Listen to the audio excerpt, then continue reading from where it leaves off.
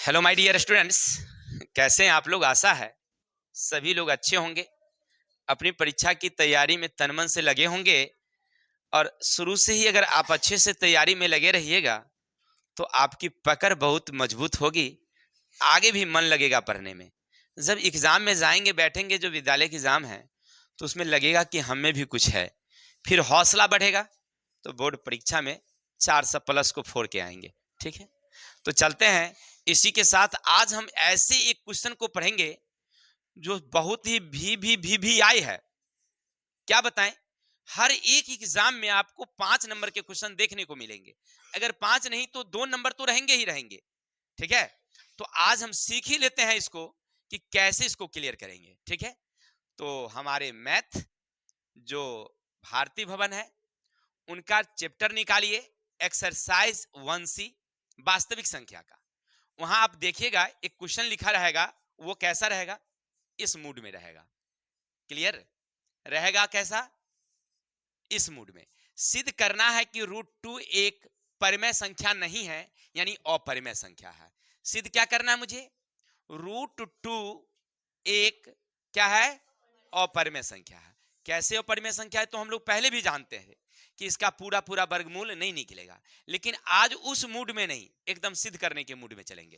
तो कैसा, तो समझो। सबसे पहले लिखना तुम हल, लिखना। यहां √2 कह रहा है कि अपरिमेय संख्या है, तो हम इसका उल्टा लिखेंगे, लिखेंगे √2 एक परिमेय संख्या। आप ऐसे ही लिखिएगा परीक्षा में, √2 एक परिमेय संख्या है, या ऐसा हमने माना है। ऐसा हमने क्या किया है, माना कि √2 एक परिमेय संख्या। पहला लाइन आप यही लिखेंगे। ठीक है, इसके बाद लिखेंगे इसे इस प्रकार लिखा जा सकता है। कैसे लिखेंगे भाई, तो इसको लिखेंगे हम लोग ऐसे, √2 बराबर a/b है। जहां, याद रखेंगे, जहां a, b सह अभाज्य है और b बराबर नहीं होगी 0 के। क्लियर, और b बराबर नहीं हो 0। अब आपके दिमाग में आता होगा कि ये सर, इस सह अभाज्य कौन संख्या हुआ।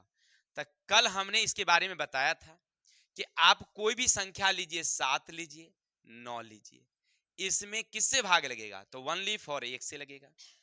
3 लीजिए, 5 लीजिए, इसमें किससे लगेगा, 1 से लगेगा। 17 लीजिए, 19 लीजिए, कितना से लगेगा, 17 लीजिए, 11 लीजिए, कितना से लगेगा, 1 से। 1 से ही केवल लगेगा, बाकी अगर किसी और संख्या से ना लगती हो तो ऐसे संख्या सह अभाज्य संख्या कहलाती है। ठीक है,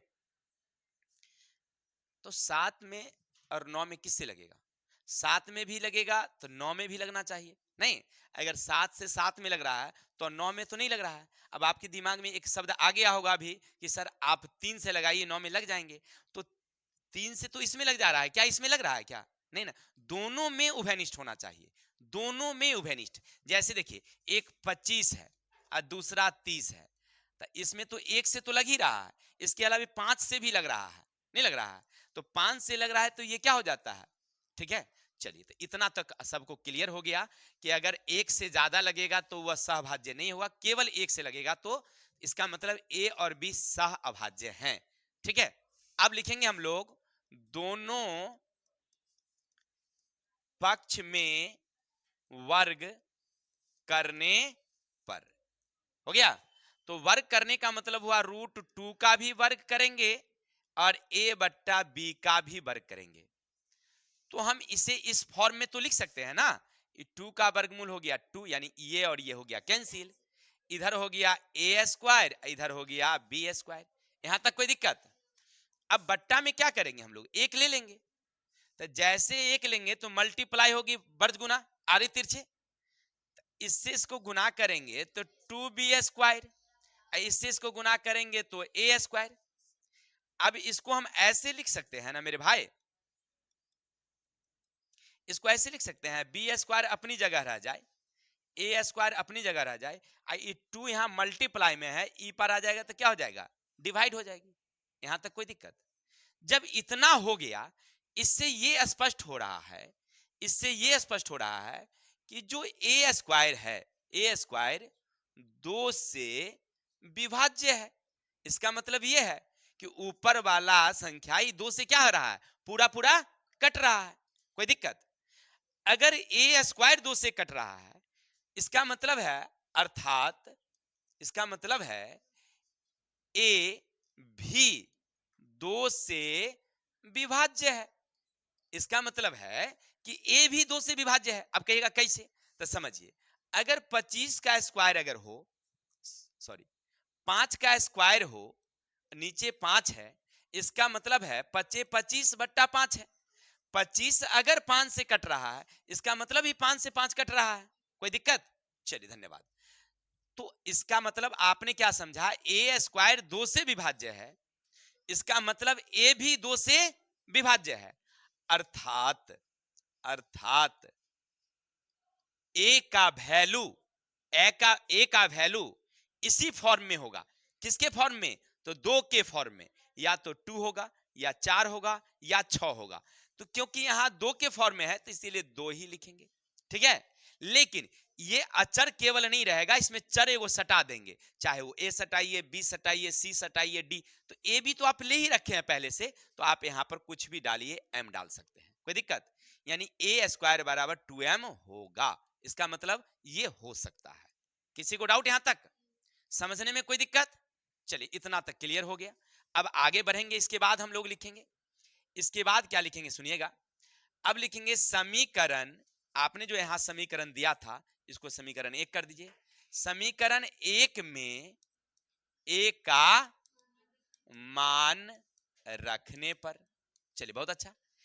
अब देखिए समीकरण 1 उतारिए, यहां लिखा हुआ क्या था भाई मेरे, बी स्क्वायर, ए स्क्वायर बट्टे कितना 2। तो आप लिखेंगे बी स्क्वायर, यहां लिखेंगे ए के जगह पर कितना 2m का स्क्वायर बट्टे 2। फिर लिखेंगे बी स्क्वायर 2 दूनी 4m स्क्वायर बट्टे, नहीं नहीं 4 नहीं, 2 ये 2 से 2 गया कैंसिल, तब बी स्क्वायर बराबर 2m स्क्वायर। हम इसको ऐसे लिख सकते हैं क्या, m स्क्वायर अपनी जगह रहेगी, बी स्क्वायर अपनी जगह रहेगी, ये 2 को मल्टीप्लाई में है तो आ गया, तो डिवाइड में हो गया। इसका मतलब आपने क्या समझा, इसका मतलब आपने यहां समझा, इसका मतलब आपने यहां समझा कि ये बी स्क्वायर भी 2 से क्या है, बी स्क्वायर भी 2 से विभाज्य है। अर्थात आपने अभी अभी क्या समझा, बी भी 2 से विभाज्य है। हो गया? इतना लिखने के बाद अब आप दिमाग लगाइए थोड़ा सा। वो कह रहा है कि बी भी 2 से विभाज्य है, और आपने ऊपर लिख दिया ए भी 2 से विभाज्य है। तो क्या ए और बी सहभाज्य है? नहीं है। आपने पहली बार कहा कि ए और बी सहभाज्य है, लेकिन नीचे आपने लेकर चला आया कि ए और बी 2 से भाज्य है, ए और बी 2 से भाज्य है। इसका मतलब यह हुआ कि ए और बी सहभाज्य नहीं है, ए और बी सहभाज्य नहीं है। अर्थात आप इसको इस फॉर्म में लिख सकते हैं, क्या लिखेंगे, अर्थात ए और बी सह अभाज्य नहीं है। यहां से उत्पन्न होता है विरोधाभास। विरोधाभास क्या उत्पन्न होता है, √2 एक अपरिमेय संख्या है। ठीक है? बस इतना लिख दीजिएगा ना, आपको 101% गारंटी है कि परीक्षा में यही रहेंगे और ऐसे ही लिखने होंगे। केवल फॉर्म में क्वेश्चन में हो सकता है कि यहां √3 हो जाए, √5 हो जाए, √7 हो जाए, √11 हो जाए। तो जहां जहां √2 दिया आप ना, वहां वहां क्या बैठा देंगे हम लोग, √3 बैठा देंगे। 5 रहेगा तो 5 बैठा देंगे, 11 रहेगा 11 बैठा देंगे। लिखना बाकी वैसी होगी। क्लियर? तो आशा रखते हैं आपको ये √2 और परिमेय संख्या सिद्ध करने वाला हूबहू समझ में आया होगा। अगर आया है तो बाकी समझ रहे हैं। चलिए तो स्क्रीनशॉट लीजिए, फिर आगे देख लेते हैं। हेलो माय ब्रदर, आज हम लोग पढ़ेंगे एक ऐसे क्वेश्चन को जो आपके बिहार बोर्ड परीक्षा समिति यानी हमारी जो पटना से जो बिहार बोर्ड प्रकाशित करती है ना, उनमें ये क्वेश्चन आपके 100 के 100 रहेंगे। ठीक है, यानी ऐसे क्वेश्चन तो एग्जाम में मिलते ही हैं। अगर मिलते हैं भाई तो कैसे बनाएंगे? तो चलो देखते हैं वीडियो को, अपने समझ में आ जाएगा कि हमें कैसे बनाना था। याद रखना, मेरा नाम राकेश सर। राकेश सर का वीडियो देखे तो ऐसे ऐसे बनाए थे, वैसे बनाना है। चलते हैं नंबर 1, पहले लिखेंगे हम लोग हल। क्या लिखेंगे? हल। क्या लिखेंगे सबसे पहले? अब लिखेंगे, जो देख रहे हैं क्वेश्चन कह रहा है √3 एक अपरिमेय संख्या है। परिमेय नहीं है, अपरिमेय है। इसको सिद्ध करना भाई मुझे। तक लिखेंगे सबसे पहले, माना कि √3 एक परिमेय संख्या है। परिमेय संख्या है। क्वेश्चन कह रहा है कि अपरिमेय है, हम मान लेंगे उसको परिमेय है। मान लिए। अब आगे लिखेंगे, इसके दो सह अभाज्य अभाज्य अभाज्य संख्या ए तथा बी लेते हैं। आप ऐसे भी लिख सकते हैं, कोई दिक्कत नहीं है। लिखने के बाद अब लिखेंगे, इसे इस प्रकार लिखा जा सकता है। लिख देंगे। इतना लिखने के बाद इसको व्यवस्थित करेंगे अब इस रूप में। कैसे रूप में? तो √3 बराबर a बट्टा बी। हमने पहले बताया था a बट्टा बी जो है ना, क्या है? सहभाज्य। हमने ऊपर में ही लिख दिया, a और b क्या है? सहभाज्य है। हो गया। अब लिखेंगे हम लोग, दोनों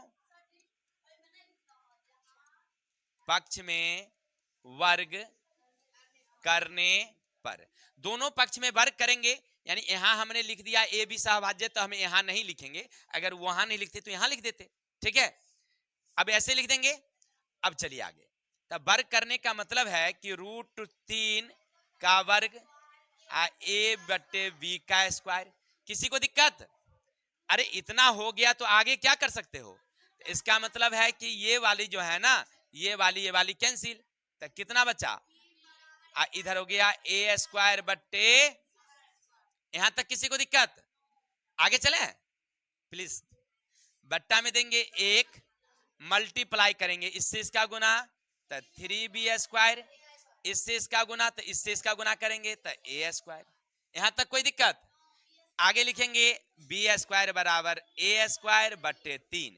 इसका मतलब आपने क्या समझा कि ए स्क्वायर 3 से क्या है मेरे भाई? विभाज्य है। ए स्क्वायर 3 से विभाज्य है। तो हम यहां पर लिखेंगे इसको समीकरण 1 कर दीजिए। यहां पर लिख करके तब लिखेंगे, इसका अर्थ है ए स्क्वायर 3 से विभाज्य है, अर्थात ए भी 3 से विभाज्य होगी। इसका मतलब क्या समझा आपने कि ए स्क्वायर 3 से विभाज्य है, तो इसका मतलब है ये स्क्वायर जो है ना, वह किससे विभाजित है? 3 से। तो इसका मतलब आपने क्या समझा? ए भी 3 से क्या होगा? अर्थात यहां पर ये फॉर्म होगा, अर्थात ए किसके वैल्यू में है? 3 के वैल्यू में है ना? तो आप 3 को अकेला नहीं लिखिएगा, अकेला इसको डर लगता है ना? तो एकरे साथ एगो सटा देते हैं, कोनो एकरे जात वाला को, ए वाला जात को। तो यहां पर दे देते हैं हम लोग एक्स। नहीं, अगर मन नहीं हो एक्स तो है सी, ए बगल वाला जात को सटा देते हैं। कोई दिक्कत? कुछ भी लिख सकते हैं। हमको एम मन होगा एम लिखेंगे, एक्स मन होगा एक्स लिखेंगे, सी मन होगा कोई भी एक अंग्रेजी का जो चर संख्या है ना, उसको सटा देंगे। ठीक है, हो गया क्लियर? अब लिखेंगे समीकरण 1 में ए का मान रखने पर। तो अब यहां से रखेंगे हम लोग बी स्क्वायर ए स्क्वायर बटे 3। चलिए बहुत अच्छा। अब आगे बढ़ेंगे तो ये बी स्क्वायर तो बी स्क्वायर रहेगी, ये ए स्क्वायर की जगह पर कितना बैठाएंगे हम लोग 3c, तो 3c का स्क्वायर बटे कितना। आगे बढ़ेंगे तो बी स्क्वायर 3 तिया 9c स्क्वायर बटे 3, 3 से गया 3, यानी फाइनल बचा हमें कितना, फाइनल कितना बचा, तो बी स्क्वायर बराबर 3c स्क्वायर। यहां तक किसी को दिक्कत। चलिए आगे बढ़ेंगे तो फिर लिखेंगे हम लोग सी स्क्वायर, यहां लिखेंगे बी स्क्वायर बट्टे कितना 3। हो गया। इसका मतलब आपने क्या समझा कि जो बी स्क्वायर है ना 3 से क्या है विभाज्य है। तो आप इसको ऐसे लिख सकते हैं मेरे भाई, बी स्क्वायर 3 से विभाज्य है तो बी भी 3 से विभाज्य होगी। क्लियर। अगर विभाज्य है तो वह सहभाज्य नहीं है। हमने पिछले वीडियो में पढ़ा कि अगर ए बी सहभाज्य है इसका मतलब एक ही गुणनखंड होना चाहिए उसका, लेकिन मुझे यहां दिखाई पड़ रहा है कि 3 एक ऐसी संख्या है जो ए को भी विभाजित कर रही है और बी को भी विभाजित कर रही है। आपने यहां पढ़ा कि बी 3 से विभाज्य है, यहां आपने लिखा ए 3 से विभाज्य है, अर्थात 3 एक ऐसी संख्या है जो दोनों को विभाजित कर रही है ना। तो ए और बी सहभाज्य नहीं है। आप लिख सकते हैं ए और बी सह अभाज्य नहीं है। अब इतना लिखने के बाद ना मेरे भाई एक विरोधाभास उत्पन्न हो रहा है। क्या उत्पन्न हो रहा है, विरोधाभास। कहिएगा सर हम नहीं समझे विरोधाभास। तो विरोध उत्पन्न हो रहा है, ए और बी में ना कोई संख्या से लगेगा ही नहीं, केवल सिंगल एक से लगेगा। ए एक संख्या है उसमें भी नहीं लगेगा, बी एक संख्या है उसमें भी नहीं लगेगा। जब वो लग नहीं रहा है, आप कह रहे हैं लग रहा है, इसका मतलब आप विरोध कर रहे हैं उसका। ए एक अंग्रेजी का अक्षर है, उसका अगर आप खंड करेंगे, अगर बाहर से चलें क्वेश्चन से बाहर, तो ए में कितना से लगेगा, एक से लगेगा। बी में किससे लगेगा, एक से लगेगा। अभाज्य गुणनखंड करोगे तो ऐसे आएंगे, इसका मतलब एक ही अभाज्य गुणनखंड है। और आप कह रहे हैं कि नहीं तीनों है, इसका मतलब आप नियम का क्या कर रहे हैं, विरोध कर रहे हैं। तो विरोधाभास हो रहा है ना, इसको कहते हैं विरोधाभास। अर्थात √3 एक अपरिमेय संख्या है, अपरिमेय संख्या। इतना जब लिख दोगे ना तो जो भी टीचर पर्यवेक्षक होंगे जो जांच करने वाले होते हैं कॉपी का ना, 100 का 100 नंबर देंगे। यानी 100 का मतलब आपके क्वेश्चन मार्क जितने रहेंगे 5 नंबर के रहेंगे तो 5 ही मिलेंगे। ठीक है। हाँ सुंदर साफ साफ लिखेगा तब। अब ऐसा नहीं कि आप वहां जाकर के लेप दीजिएगा गोबर से, तो उसे नहीं होता है। चलिए तो आज के लिए इतना ही रहेगा, फिर देखेंगे हम लोग। अब जब तक स्क्रीनशॉट लीजिए, हो सकता है कि आगे के क्वेश्चन भी हो, तो देखते हैं पहले। चलिए डियर ब्रदर, अभी आप जो क्वेश्चन देख रहे हैं ना, ऐसे बिहार बोर्ड में ये क्वेश्चन आता नहीं है। हमने कई सालों का क्वेश्चन बैंक का अनुभव किया है, वहां पर इस तरह के क्वेश्चन रहते नहीं है। लेकिन आपके साधित क्वेश्चन में एक क्वेश्चन है कि भाई दिखाइए कि एक अपरिमेय संख्या का ऋण एक अपरिमेय संख्या होती है। कैसे आप दिखा सकते हैं इसको। चलते हैं इसको बना करके देखते हैं क्या कहता है, कैसे बनेगा। चलेंगे हम अपने क्वेश्चन की तरफ, लिखेंगे यहां हल।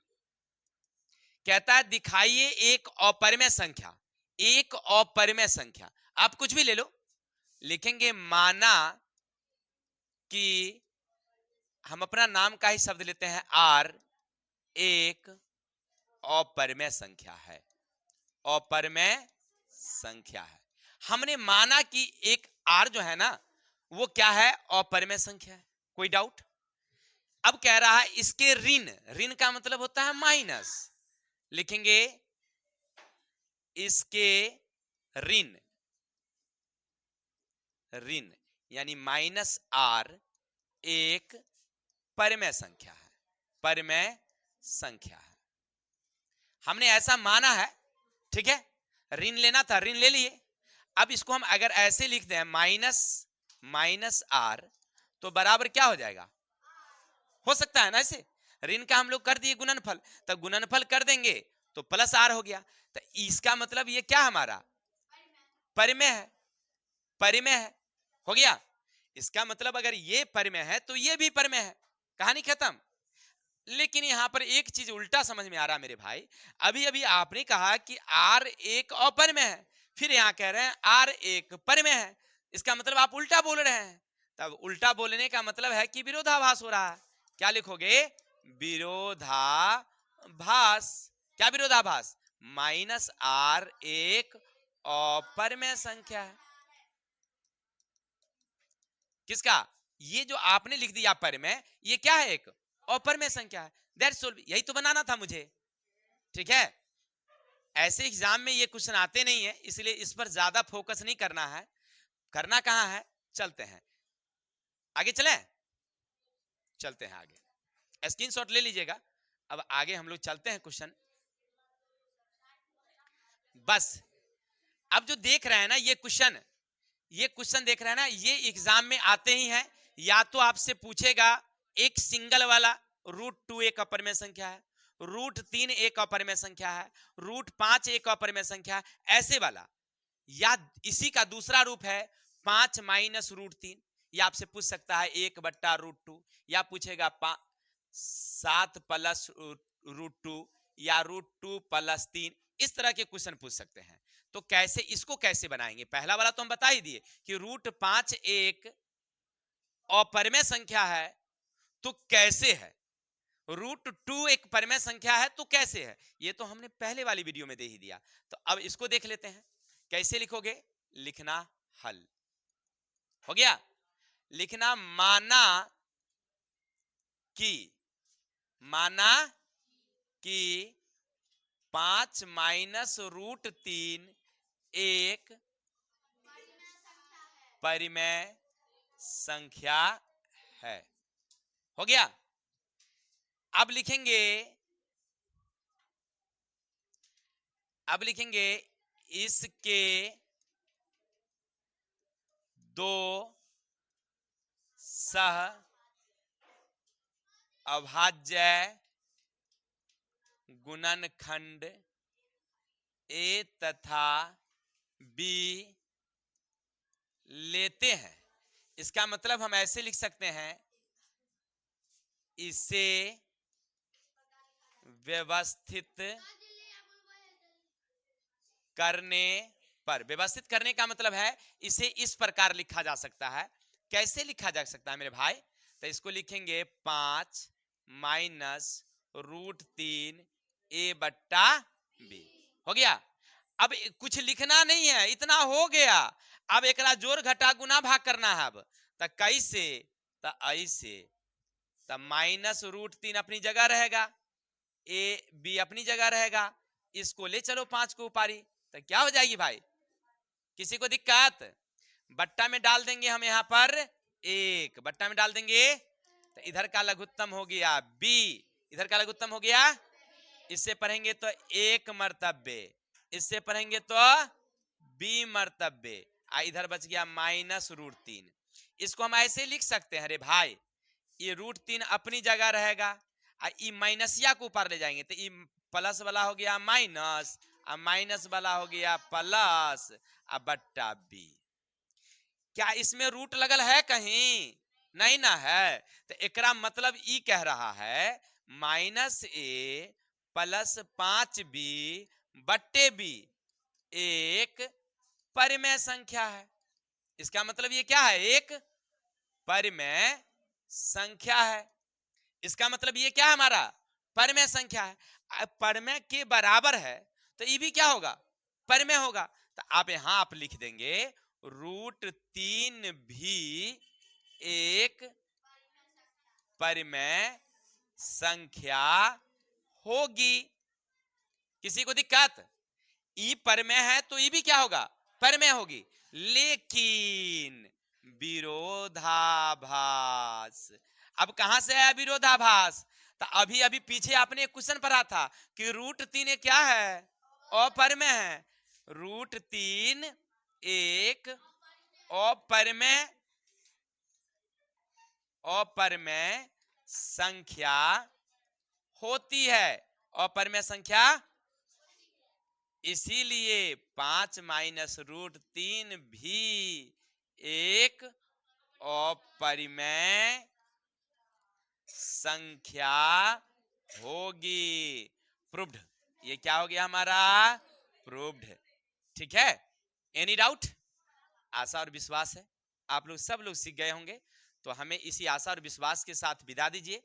ठीक है, कल मिलते हैं हम लोग, कल मिलते हैं नेक्स्ट वीडियो में। और हाँ, इतना तक वीडियो देखने के लिए हमारी ओर से आपको बहुत बहुत धन्यवाद। और तब तक के लिए हंसते रहिए, मुस्कुराते रहिए, और समझ रहे हैं ना बाकी। तो हम चलते हैं। जय हिंद, जय भारत।